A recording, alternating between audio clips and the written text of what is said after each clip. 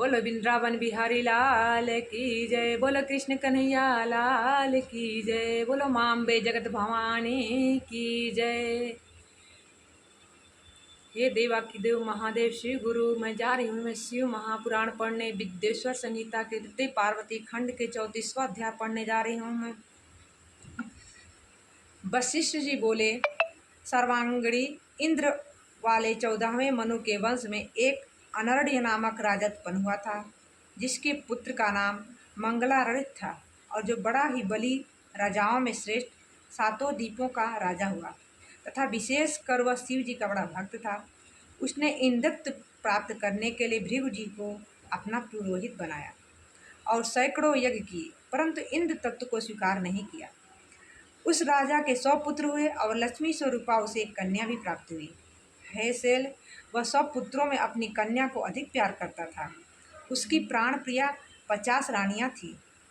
जब वह कन्या बड़ी हुई तो उसके विवाह के लिए उसने उत्तम वर की खोज की और यत्र तत्र पत्र भी भेजा।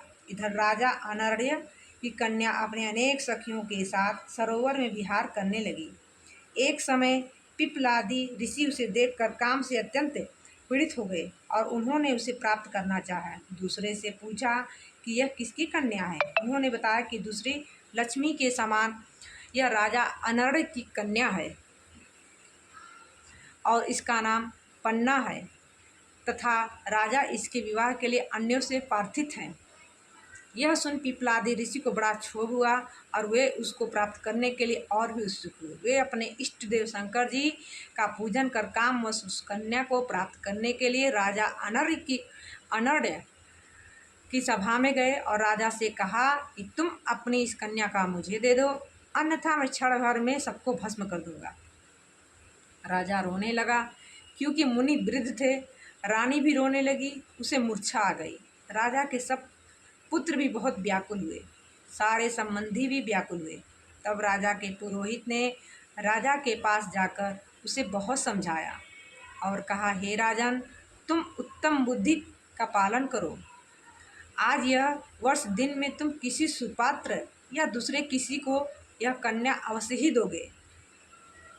फिर हमारे जैसे सतपार्थ ब्राह्मण और एक मुनि को ही क्यों नहीं दे देते हो।